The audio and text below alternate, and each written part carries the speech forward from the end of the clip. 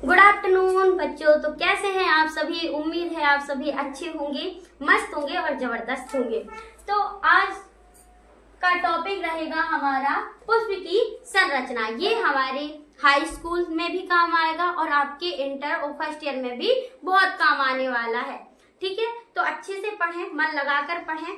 और जैसा कि आप सभी को पता है कि जो आपकी एग्जाम डेट थी वो चेंज कर दी गई है। पहले थी आपकी 24 फरवरी, अब कर दी गई है 18 फरवरी।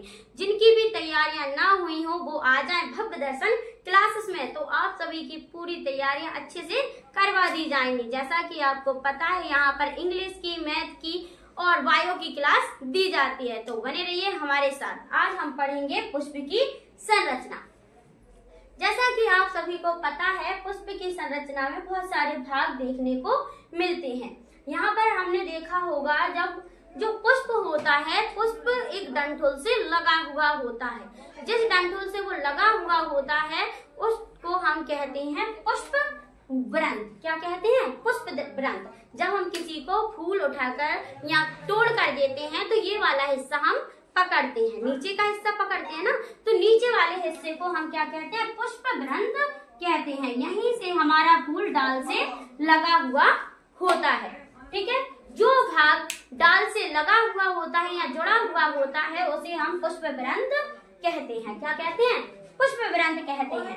अब उसके बाद आता है हमारा पुष्पासन। क्या आता है? पुष्पासन। अब एक बात आपको ध्यान से रखनी है, पुष्प आसन। आसन मीन्स क्या होता है? जहां हम बैठते हैं वो हमारा आसन होता है। जैसे चेयर हो गया, आपका छोटा सा पलंग हो गया जिस पर आप बैठे हो, वो आसन है। सेम उसी प्रकार से जो फूल होता है वो पूर्ण रूप से इस वाले पार्ट पर बैठा हुआ होता है। किस पार्ट पर? इस वाले पार्ट पर बैठा हुआ होता है, इसलिए हम इसे क्या कहते हैं? पुष्पासन कहते हैं। और ये वाला भाग मतलब जो है फूल का, ये वाला पार्ट ग्रीन होता है। कैसा होता है? ग्रीन होता है। और यहीं से पूरे फूल में भोजन का आदान प्रदान होता है। किसका? भोजन का। अब पानी भी यहीं से जाता है, यहीं से पानी जाता है और यहीं से भोजन जाता है। तो आप ये बात क्लियर रखें, जो पुष्पासन होता है उसी पर पूरा फूल लगा हुआ होता है और इसी भाग से पूरे फूल में भोजन का आदान प्रदान होता है। ठीक है, ये तो नॉर्मल बात थी जो जो डाल से लगी हुई होती है। उसके बाद आता है हमारा वाह्यदल पुंज। क्या आता है हमारा? वाह्यदल पुंज। जैसा कि आप सभी को पता है जो फूल होते हैं, फूल एकदम से तो खिलता नहीं है ना? फूल एकदम से तो खिलता नहीं है। जब वो फूल कली अवस्था में होता है, कैसा होता है? कली अवस्था में। जैसे कि ये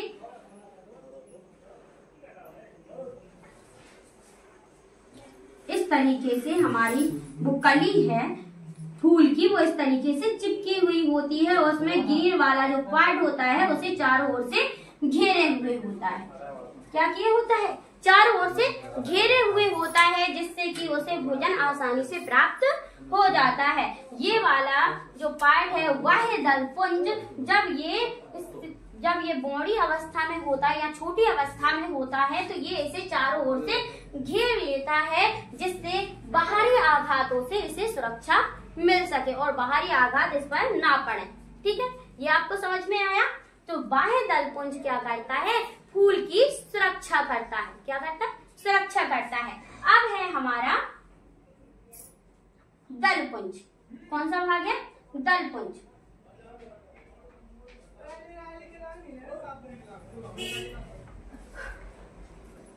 तो यहाँ ये वाला जो भाग है, आपने देखा होगा जो गुलाब होता है, गुलाब की जो पंखुड़ियां होती हैं उसे हम कहते हैं दलपुंज। क्या कहते हैं? दलपुंज कहते हैं। इसी दलपुंज से हमें खुशबू आती है। क्या आती है?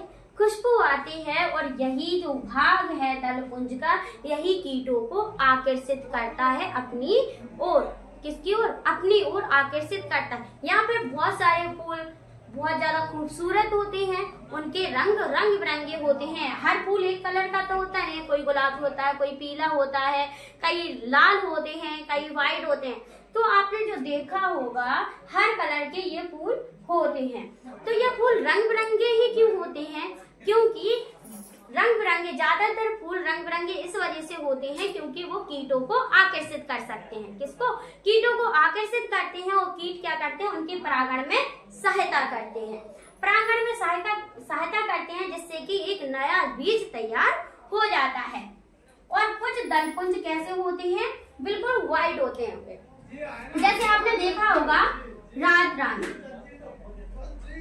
रात रानी होती है सफेद कलर की, और अधिकतर जो खुशबू वाले फूल होते हैं वो हमेशा रात में खिलते हैं। कब खिलते हैं? रात में खिलते हैं, क्योंकि ये सफेद कलर के होते हैं और इनकी खुशबू ही कीटों को अपनी ओर आकर्षित करती है, जिसके कारण इनका जो परागण है वो आसानी से हो जाता है। और बहुत सारे फूल जो खुशबू नहीं देते हैं तो वो क्या करते हैं? अपने रंग के कारण कीटों को आकर्षित करते हैं, जिसके कारण इनमें परागण हो जाता है। ठीक है, तो आपको दलपुंज समझ में आ गया होगा। उसके बाद है हमारे पुंकेसर। पुंग माने क्या होता है? पू से हम समझ सकते हैं पुरुष। तो ये वाला भाग हमारा पुरुष भाग कहलाता है। कौन सा भाग कहलाता है? पुरुष भाग कहलाता है। यहीं से परागकण वर्तिकाग्र तक पहुंचते हैं। तो पुंकेसर पुरुष भाग होता है, और यहाँ पर ये वाला पार्ट जो आपको दिखाई दे रहा है, इस वाले पार्ट को हम कहते हैं परागकोश। इसमें ये परागकोश की संरचना लगभग इस प्रकार की होती है। जब इसे तोड़ते हैं, क्या करते हैं? तोड़ते हैं। इस प्रकार से अगर हम इसे तोड़ लें तो हमें किस प्रकार की संरचना देखने को मिलती है? हमें लगभग इस प्रकार की संरचना देखने को मिलती है। इसमें 4 पार्ट होती हैं। इसके अंदर 4 पार्ट होते हैं। जब हम आगे पढ़ेंगे तो हम आपको बताएंगे कि इनके 4 पार्ट होते हैं, किस प्रकार होते हैं, इनमें क्या क्या उपस्थित होता है। तो इस वाले पार्ट को हम क्या कहते हैं? परागकोश कहते हैं। जब परागकोश फटता है, परिपक्व, मतलब जब परिपक्व होना क्या होता है? जब पूर्ण रूप से कोई चीज पक जाती है तो उसे कहते हैं हम परिपक्वन। क्या कहते हैं? परिपक्वन कहते हैं। जब परागकोश पूर्ण रूप से पक जाता है तो ये फट जाता है, जिससे इसमें उपस्थित परागकण, क्या है कि छोटी छोटी गुदकी टाइप आपको दिख रही होंगी, इन्हें कहते हैं हम परागकण। इनके परागकण जब ये एकदम से फटता है तो इसके परागकण उछलकर कहाँ पहुंच जाते हैं? वर्तिकाग्र पर चिपक जाते हैं। अब आप सोच रहे होंगे कि वर्तिकाग्र में क्यों चिपकते हैं?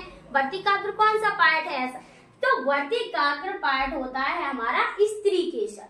जैसे यहाँ पुंकेसर था ना पुंकेसर, सेम उसी प्रकार से ये वाला पार्ट हमारा स्त्री केसर कहलाता है। कौन सा पार्ट? स्त्री केसर पार्ट कहलाता है। और उसका ऊपरी वाला हिस्सा कहलाता है वर्तिकाग्र। जब परागकोश फटकर इसमें जो परागकण होते हैं, ये परागकण किससे चिपक जाते हैं? वर्तिकाग्र से चिपक जाते हैं। तो इसी नली द्वारा परागकण कहाँ पहुंचते हैं? अंडाशय में पहुंचते हैं। इस वाले पार्ट को हम कहते हैं अंडाशय कहते हैं। और इस पार्ट पे आकर हमारे परागकण आ जाते हैं, और यहीं पर क्या होता है? उनमें निषेचन की क्रिया पूरी होती है।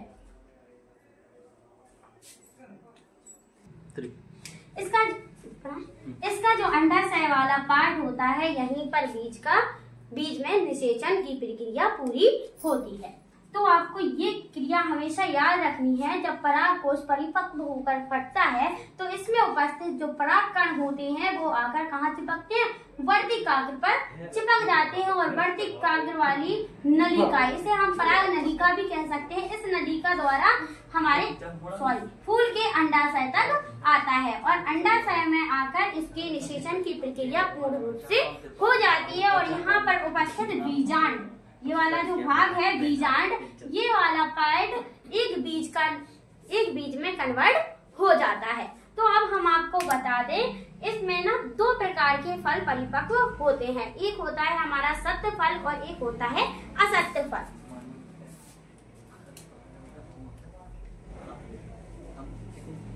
सख्त फल।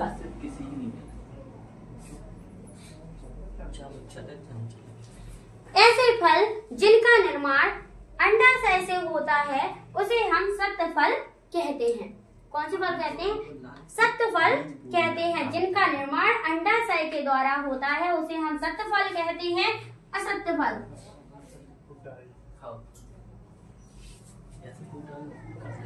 ऐसे फल जिनका निर्माण अंडाशय को छोड़कर किसी अन्य पार्ट के द्वारा होता है उसे हम असख्त फल कहते हैं। जैसे हमारा सेब, नाशपाती।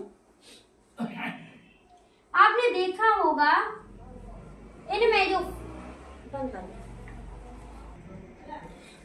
तो हमारे जो असत फल होते हैं इनका निर्माण होता है पुष्पासन से। किससे? पुष्पासन से होता है। यहीं से ये फल बनते हैं। जो पार्ट आप फल का खाते हैं वो वाला पार्ट होता है आपका पुष्पासन, ना कि अंडाशय। बाकी सभी फल बनते हैं हमारे अंडाशय से, उन्हें कहते हैं हम सख्त फल। और जो फल पुष्पासन से निर्मित होते हैं उन्हें हम असत फल कहते हैं। तो उम्मीद है आप सभी को पुष्प की संरचना अच्छे से समझ में आ गई होगी। और जो अगर आपको समझ में ना आया हो तो आप कमेंट कर पूछ सकते हैं। हम आपके पास हमेशा अवेलेबल हैं। आप जितने टाइम चाहें उतने टाइम हमारे उस पर कमेंट कर सकते हैं। और व्हाट्सएप लिंक भी आपको दे दी गई है। और अगर आपको कोई दिक्कत है तो आप व्हाट्सएप लिंक के द्वारा भी हम लोगों से कोई भी दिक्कत पूछ सकते हैं आसानी से। धन्यवाद।